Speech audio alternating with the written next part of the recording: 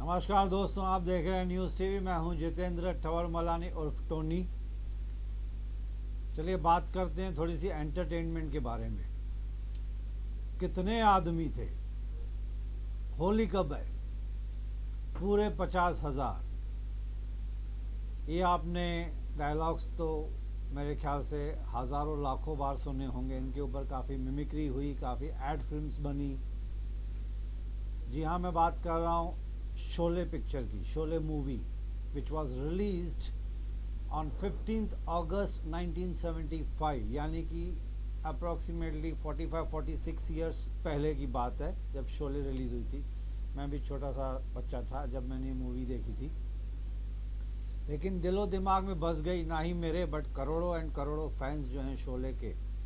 मेरे ख्याल से टीनेजर्स ने भी आज शोले पक्का देखी होगी, जो आज के यंगस्टर्स हैं, क्योंकि उस पिक्चर ने एक हिस्ट्री क्रिएट कर दी थी इंडियन फिल्म इंडस्ट्री में।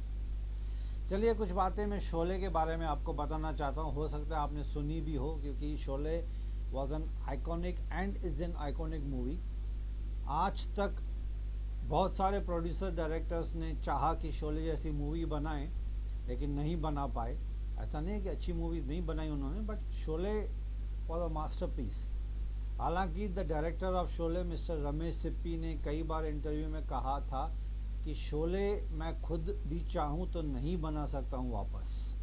तो आप इमेजिन कीजिए, शोले मास्टरपीस एक ही था, एक ही रहेगा हमेशा, जो कि गोल्डन हिस्ट्री में लिखा जाएगा, फिल्म इंडस्ट्री की जब हिस्ट्री लिखी गई थी।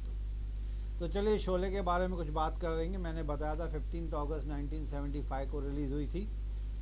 अमजद खान जो मेन विलियन थे, जो बहुत फेमस हुए थे, he was initially rejected by Javed Akhtar, one of the story writers, क्योंकि अमजद खान की आवाज़ जावेद अख्तर साहब को पसंद नहीं थी। And they were deciding to cast Danny Denzongpa को। डैनी, उनकी सरनेम थोड़ी डिफ़िकल्ट है। डैनी जो उस टाइम पे काफ़ी पॉपुलर विलियन हुआ करते थे, but he was busy in shooting in Afghanistan for late director mister Feroz Khan. The movie was Dharmatma. तो डैनी की डेट्स नहीं मिल रही थी, तो अमजद खान को रिकन्सिडर किया गया था। But initially Javed Akhtar was not happy with the voice of Amjad Khan. यहाँ पे मैं बता दूँ कि अमजद खान की बहुत ज़्यादा पिक्चर में सीन्स नहीं हैं, बट पूरी पिक्चर में वो छा गए और आज तक लोगों को याद है 46 ईयर्स के बाद भी। गब्बर सिंह का नाम दिलो दिमाग से, फैंस के दिलो दिमाग से मिटेगा ही नहीं। कहा जाता है, सुनने में आता है कि Dharmendra was in love with Hema Malini during the making of Sholay, though Dharmendra was married at the time and Hema was unmarried. Hema को प्रपोज किया था जितेंद्र ने और संजीव कुमार ने भी, ऐसे कहा जाता है। अब कितनी सच्चाई है वो तो भगवान ही जाने, अंदर की बातें हैं। तो ये कहा जाता है कि धर्मेंद्र, एक सीन थी जिसमें धर्मेंद्र को हेमा मालिनी को गले लगाना था। उस सीन को जानबूझ के ख़राब करने के लिए Dharmendra used to pay bribe to the technicians, light boys and spot boys, कि आप कुछ ना कुछ इसमें गड़बड़ करो ताकि वो रीटेक हो जाए और मुझे हेमा मालिनी को गले लगाना पड़े। बार बार रीटेक लिया गया था। ऐसे हेमा ने भी शायद एक बार किसी इंटरव्यू में बताया था। जय एंड वीरू जो दो मेन कैरेक्टर्स थे, which was played by Amitabh and Dharmendra, actually Salim Khan के दो दोस्त थे कॉलेज के, उनका नाम जय एंड वीरू था, शॉर्ट नेम्स थे। तो सलीम खान ने जानबूझ के वो कैरेक्टर्स को नाम अपने दोस्तों के हिसाब से दिया था, जय एंड वीरू। ठाकुर जो था, जो प्लेड बाय संजीव कुमार था, एक्चुअल स्क्रिप्ट के हिसाब से he was a retired army officer. लेकिन बाद में सलीम जावेद साहब ने और रमेश सिप्पी ने देखा कि कहीं मिलिट्री से रिलेटेड कुछ स्टोरी को बताएंगे तो हो सकता है परमिशंस मिलने में देर हो जाए या ना भी मिले। तो they converted and switched from retired army officer to the retired police officer. तो ये ठाकुर के कैरेक्टर के बारे में बताया था। ये दोस्ती हम नहीं तोड़ेंगे, ये जो गाना था बहुत सुपर डुपर हिट हुआ था, उसको 21 डेज लगे थे शूट करने में। 21 days to picturise a single song जो मोटरसाइकिल पे था पूरा गाना, ये दोस्ती हम नहीं तोड़ेंगे। आपको याद होगा जया बद्री इसमें एक विडो का रोल प्ले कर रही थी, और अमिताभ जब वो माउथ ऑर्गन बजाते हैं, जिसको हम हिंदी में बाजा बोलते हैं, तब वो जया बद्री है जो विडो हीरो वाइट कलर की ड्रेस में, साड़ी में, जो उनकी जो लैंप थी, वो लैंप यानी बत्ती बंद कर रही थी, बुझा रही थी, उस शॉट को रीटेक किया गया था फॉर 20 डेज। 20 दिन लगे उस एक छोटे से शॉट को पिक्चराइज करने में। और ये कहा जाता है कि Ramesh Sippy was a perfectionist eight the time of making Sholay, और उसके बाद भी जो रमेश सिप्पी साहब ने बहुत सारी मूवीज़ बनाई तो he was titled and tagged as perfectionist. जब तक वो सेटिस्फाई नहीं होते थे वो रीटेक्स के ऊपर रीटेक्स लेके जाते थे। तो राधा को ये जब जया बहादुरी की लैंप जलाने और बुझाने का शॉट, तो वो 20 डेज लगा उसको कंप्लीट करने के लिए। एक डायलॉग था अमजद खान का, कितने आदमी थे, उस डायलॉग को 40 रीटेक्स लिए गए, 40 रीटेक्स। एक और मज़ेदार मैं आपको यहाँ पे बात बता दूँ दोस्तों कि अमिताभ की जगह पे मिस्टर शत्रुघ्न सिन्हा को सोचा गया था, बट फिर बाद में ये डिसाइड किया कि सलीम जावेद और रमेश सिप्पी ने कि शत्रु की जगह पे अमिताभ को लिए जाने के लिए, क्योंकि अमिताभ उस टाइम में इतने ज़्यादा सुपरस्टार या पॉपुलर नहीं थे। हेलन जो एक गाने में थी, महबूबा महबूबा एक गाना था, बहुत ही सुपर डुपर हिट हुआ था। उस गाने में पहले एक्चुअली हेलन नहीं थी, लेकिन सलीम खान के रिक्वेस्ट पे रमेश सिप्पी ने उनको ये कास्ट किया था इस गाने में, बिकॉज हेलन उस टाइम पे professionally she was not very active, मतलब उनका कैरियर थोड़ा डाउनफॉल चल रहा था, तो सलीम खान ने उनकी मदद की, ऐसे सुनने में आया है। जया बहादुरी was pregnant during the shooting of Sholay. Jaya और अमिताभ की शादी हो चुकी थी और Jaya was pregnant with her first child, यानी कि श्वेता बच्चन उनके पेट में थी उस टाइम पे। Amitabh wanted to play the role of Gabbar, थोड़ा ध्यान से सुनिए। Amitabh Bachchan wanted to play the role of Gabbar and Dharmendra wanted to play the role of Thakur, which was actually played by Sanjeev Kumar. Dharmendra को जब पता चला कि लास्ट में जो हीरोइन है यानी कि हेमा मालिनी धर्मेंद्र को मिलने वाली है, तो उन्होंने अपना माइंड चेंज कर लिया and he agreed to play the role of Veeru instead of insisting upon playing Sanjeev Kumar Thakur's role. Amitabh को जो गब्बर का रोल प्ले करना था, बट रमेश सिप्पी ने साफ मना कर दिया कि Gabbar Singh will be played by Amjad Khan और बाय डैनी ओनली।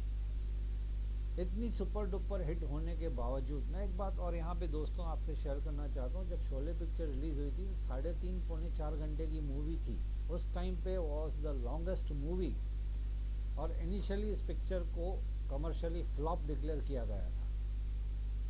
उस टाइम पे अमिताभ के घर पे शोले की पूरी कास्ट एंड क्रू जमा हुई थी अमिताभ के घर पे, एंड दे डिसाइडेड कि भाई ये क्यों पिक्चर फ्लॉप हो गई, इतनी मेहनत के बाद पिक्चर बनाई, 2.5 साल लगे इस पिक्चर को बनाने में।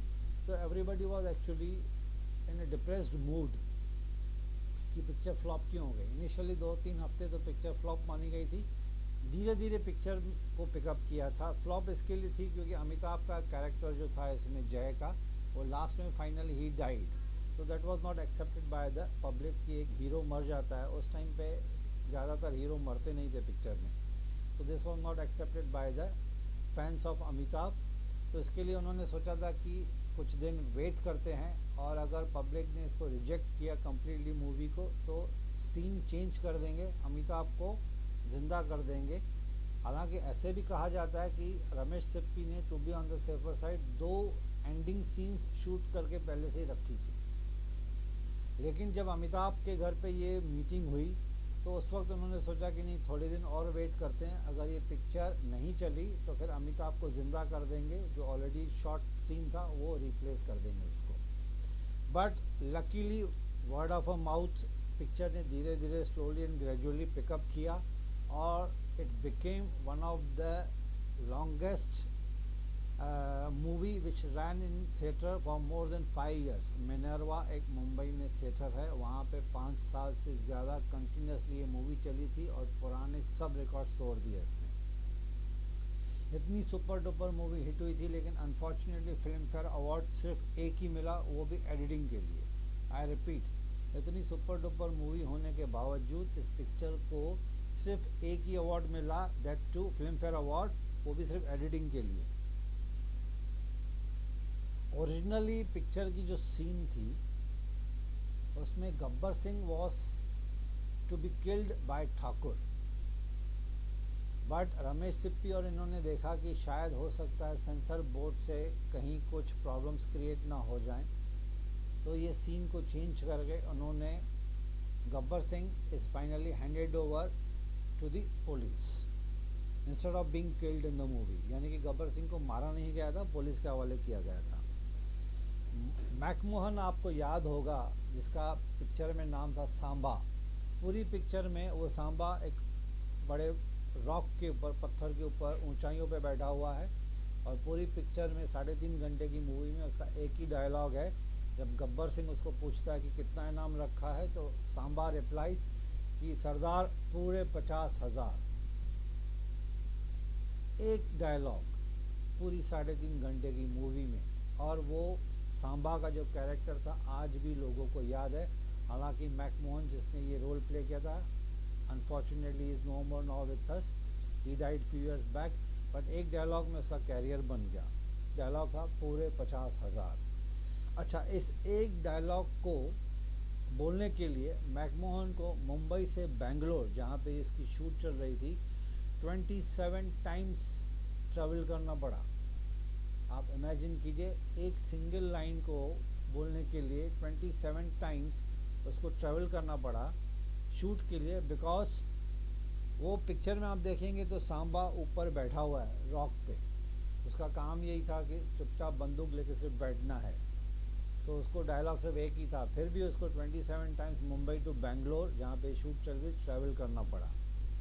उस रॉक्स पे जहाँ पे शोले मूवी शूट की गई थी, जो बेंगलोर के इंटीरियर गांव के अंदर था, उसको आज भी लोग टूरिस्ट स्पॉट के नाम से जानते हैं, और उन रॉक्स का नाम ये शोले रॉक्स।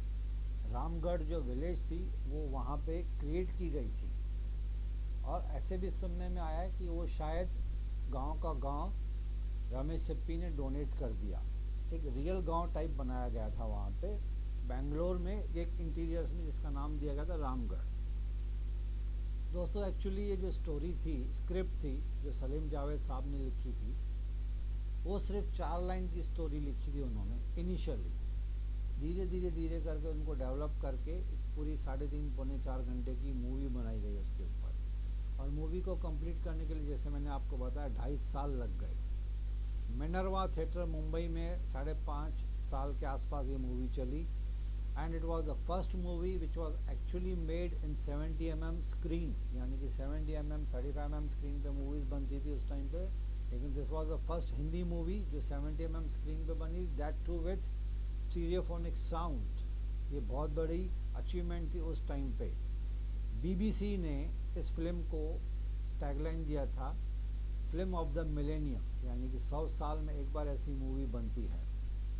3 करोड़ की बजट की मूवी थी, 3 करोड़, ओनली 3 करोड़, बट 1975 में, अब आप उसको 1000 टाइम्स मल्टीप्लाई कर लीजिए बिकॉज ऑफ इन्फ्लेशन। आजकल तो मूवी की जो बजट होती है वो 100-150 करोड़ तो बहुत मामूली बात है, लेकिन Sholay was made at the budget of 3 crore. उस टाइम पे it was being titled as one of the costliest movie being made in Indian cinema. तो दोस्तों, शोले के बारे में कुछ जानकारी मुझे शेयर करनी थी, बिकॉज सिर्फ मेरी ही नहीं, मेरे ख्याल से लाखों करोड़ों इंडियंस की ये फेवरेट मूवी है, और आज तक शोले दिलो दिमाग में है। मैं वापस कहूँगा, बहुत सारे डायरेक्टर्स ने इसको रीमेक बनाने की कोशिश की, लेकिन बना नहीं पाए, क्योंकि Sholay will remain as Sholay. तो दोस्तों, ऐसी बहुत सारी छोटी छोटी news clips, social, political, entertainment related मैं आपके सामने लाता रहूँगा, मैं और मेरी टीम। मीनवाइल आपसे रिक्वेस्ट है कि हमारा ये वेब चैनल है www.newstv.co.in, आप चाहें तो इसको विज़िट करके देख सकते हैं। फुल डे एंटरटेनमेंट हो जाएगा आपका इसमें। एक बार आप घुसेंगे इस चैनल के अंदर तो बाहर निकलने का आपका मन ही नहीं करेगा, बिकॉज इसमें बहुत सारा कंटेंट है, बहुत सारा इंडियन एंड इंटरनेशनल लेवल का मटेरियल हमने रखा हुआ है इसमें। दोस्तों, कोविड का टाइम चल रहा है, ओमिक्रॉन बहुत तेज़ी से फैल रहा है। आप अपना और अपने फैमिली का ख्याल रखिए, एंड मैं आपसे बहुत जल्द मिलूँगा। Meanwhile, watch our channel newstv.co.in, and thanks for patiently listening to me. Thank you very much.